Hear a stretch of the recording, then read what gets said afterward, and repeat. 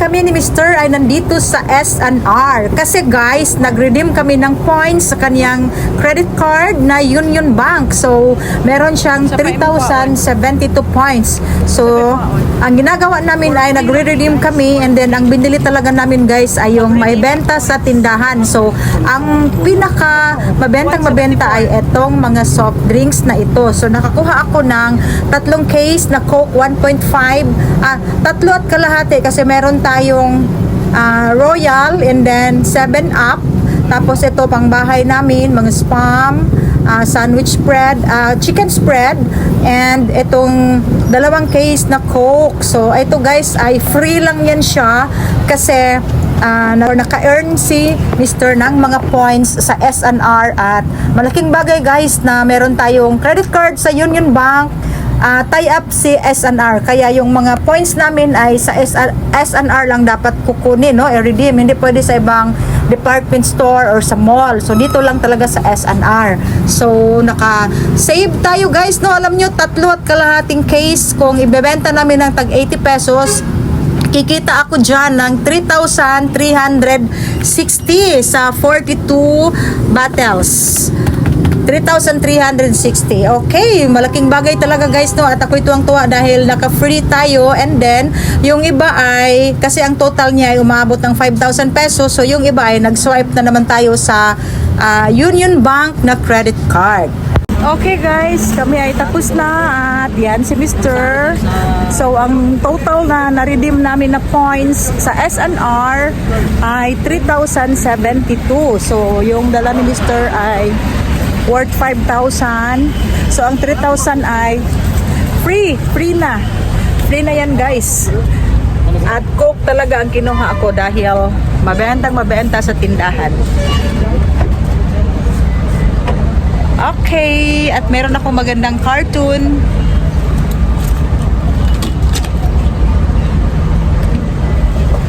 At yun yung aming mga napamili. So ano lang, magkuha ka lang ng credit card. Ay, wala pa, kaya nag-vlog ko. Magkuha ka lang ng credit card na Union Bank na S&R para maka-earn ka ng points. At dito lang din ma-redeem sa S&R. So, ito lahat guys, ang dami kong soft drinks. Ang 3,000 ay free na. Tapos pag mabenta ang soft drinks worth 3,000 plus din. Okay. So yun guys ang aming binili. Meron tayong Head and Shoulder and Cetaphil na may free lotion. Patamang sa iya ha. Na may free lotion. So siya na magal sa anak lagi. Kay bugat kaayo. Siya na. Oh.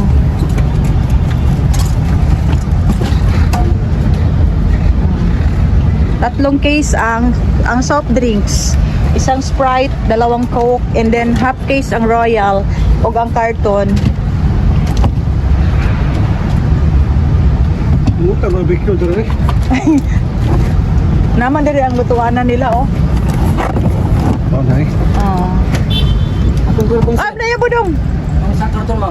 Ano pa? Ako ana dong. Kay na ako'y gamitan. Sudlan ako ni gift wrapper ba? Ipatong lang dia. Gwapo man kung kartona may kay imo yung gigunitan na dong. Imo yung gigunit-gunitan. Padala ko dai.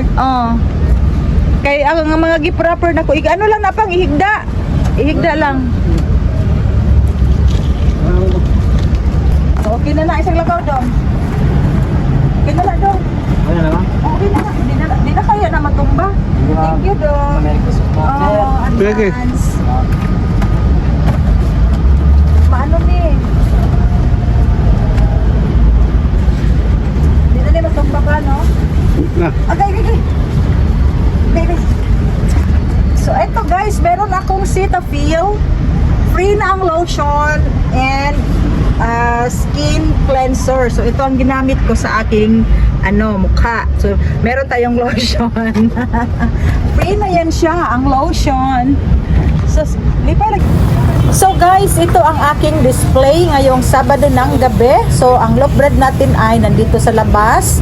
And ang ating mga gift wrapper para madaling makikita ni customers. Kasi guys, marami kaming nagtitinda ng mga gift wrapper, mga gift bags. So kailangan makikita kaagad ng ating customers ang ating mga display para makaka-capture tayo ng customer. Okay, so ito yung peanut butter, meron tayong green mongo, and mga classic na gardenia loaf bread. So andyan guys sa lamesa, nilagay ko ang aking ang aking gift wrapper, at ito napaka-traffic ng aming lugar sa hapong ito, no? Kasi nga Christmas party, maraming nag-Christmas party, and sabi ni Mr.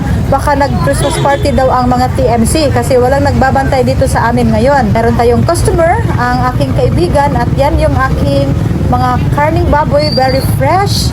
Ito guys ang view sa gilid ng aking meat shop. So dito banda yung ating loaf bread talaga. And then ito yung aking mga gift bag na mga gift wrapper na ako lang ang gumawa niyan guys. At tag 20 yung malaki. So ito lahat ang nagawa natin, and meron pa akong mga pinofold na hindi ko pa tapos na lagyan ng mga handles. So ito yung tag 10 pesos natin. Yan guys. At meron din akong 25 pesos. Ito made in China. So nagbuha ako ng paper bag na medyo makapal. Okay, so tag 20 lang yan siya. So ito yung update sa ating maliit na sari store at paghahanda natin sa Kapaskuhan. So ang dami kong mga crushed graham, at may naibenta na tayo. Yung nasa carton ay peanut butter. Eto guys, crushed graham 58 per pack. Yan, kasi mahal yan siya, 47.80 ang puhunan. And then nagkakaubusan. Okay, so marami akong fruit cocktail na bago, andyan pa sa carton, yung galing sa Great Wall, hindi ko pa na-display. And medyo busy tayo ngayong hapong ito. So may customers tayo dyan. At very fresh guys. Tingnan nyo ang aking karning baboy. Isang buong carcass ang aking order ngayon from Chubbs. Kasi bukas ay close si Chubbs. So meron tayong stocks na 1/2 carcass para tomorrow. So ang dami kong palm oil dyan na nire-repack ko sa mga empty bottles ng mga distilled and mineral water, at hinugasan namin yan guys bago ako nag-repack. Hello everyone! Good morning, good afternoon, and good evening to all of you. At kami guys, ngayong araw ng Friday ay nandito sa Great Wall Trading. So meron tayong 4 na box. Ang laman yan guys ay mga yogurt, fruit cocktail. Nagdagdag na tayo ng fruit cocktail, mga corn kernels, mga paghahanda natin guys sa nalalapit na Christmas, and mga Nescafe at iba pa. So pababa na kami sa Walkalator patungo sa basement. So doon kami sa pinakababa guys, naka-parking ng aking mister. So ito guys ang aming pinaka-banding na mag-asawa. So kaming dalawa talaga ay nagtutulungan sa hirap at ginhawa sa aming hanap buhay for 32 years. So nandito na tayo sa basement, at andyan yung aking sasakyan. So dito guys wala nang walkalator. So mag-walkathon na kami dito. Yan guys, at ginaguide ni Mr. ang aming pushcart para hindi hiwi-hiwi ang dagan. So eto, at ipapasok na namin. Meron tayong 2 container na mantika, ang isa 20 kilos, ang isa 19 kilos. Palm oil yan siya guys. 75.50 ang puhunan, ang kapital. So 7,000 lang ang worth sa ating binili dito sa Great Wall Trading. At wala tayong available na extra money, so nag-swipe na naman tayo sa ating credit card ng Union Bank, no, na napakagandang gamitin kasi guys may rebates tayo na 5% sa ating mga napamili. Wala. Okay guys, ito ang aking dressed chicken from Farmers. So ngayon lang dumating. Malapit nang mag-alas 3 at ang dami naming trabaho ipapasok sa freezer. So eto ay 5 bag. 1, 2, 3, 4, 5. So ito ay titimbangin namin uli kasi kukunin natin ang risiko niya. So meron na kaming tinitimbang dito. So sa isang bag ito ay 19.24. Ang plant weight niya. So, tingnan natin kung magkano kaya ang Reseco niya. And then, ito ay 168 lang ang bigay sa akin ni Ma'am Jo ng Farmers. And then, may ano tayo? May isang bag na chicken feet, 15 kilos. Tapos, meron tayong 10 kilos na chicken liver. So, titimbangin namin ito guys. At ang dami nating dressed chicken ngayon, no? Umaabot siya ng 99.48 kilos. At ang laki ng aking nabayaran ngayon, 19,887. Kasi guys, na ang mga stocks ngayon sa dressed chicken, kulang-kulang na, and then mahal pa. Okay, sa palengke ito ay 180. Ang bigay sa akin ngayon ni Ma'am Jo ng Farmers ay 168 lang. So i-reweigh muna namin ito, tapos ipapasok sa freezer. Yan guys, kukunin namin yung ice. So ito ang sinasabi ko palagi na trabahoso talaga ito at mabigat ang trabahong meat shop. Pero okay kasi, it's okay kasi malaki naman ang ating kita dito. Okay guys, ito yung sinasabi ko, no, from 19.24 na timbang niya. So ito na lang ang net niya, 18.340 grams. So nagreseco siya ng 0.9 grams, 0.900 grams. So ito yung original niya na dyan tayo magbe-base kasi plant weight tayo sa 168. So ngayon nagiging 18.330 grams. So ang decrease niya guys ay almost 1 kilo, 900 grams. So kibali ang 168 na puhunan natin ngayon ay magiging 177 na. 177 per kilo. So reseco pa sa tubig niya. So from 168 mag-add na lang ako ng 10 pesos, 178 ang puhunan. Okay, ganyan guys ang pagkuha sa presyohan ng dressed chicken na plant weight. So, okay na dahil hindi talaga tayo magbe-base sa ating kapital. Kung hindi ay i-reweigh natin talaga. So, add 10 pesos na lang ako. Hindi na namin titimbangin yan isa-isahin. Bibilangin na lang namin yan siya.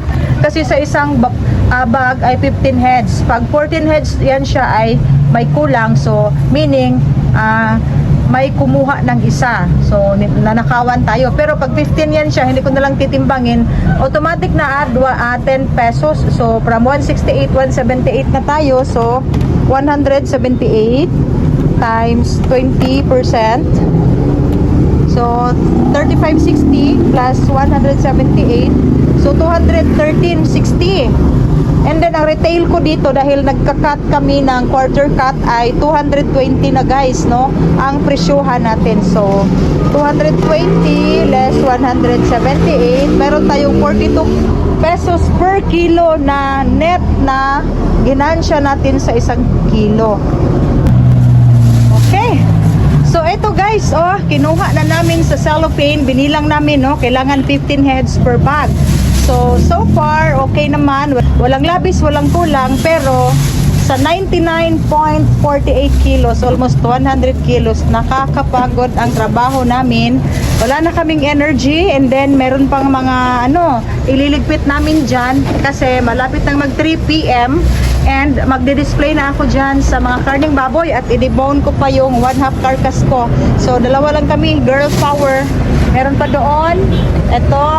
Ito lahat guys, ipapasok sa freezer. Yan, nakakapagod ang trabahong ito.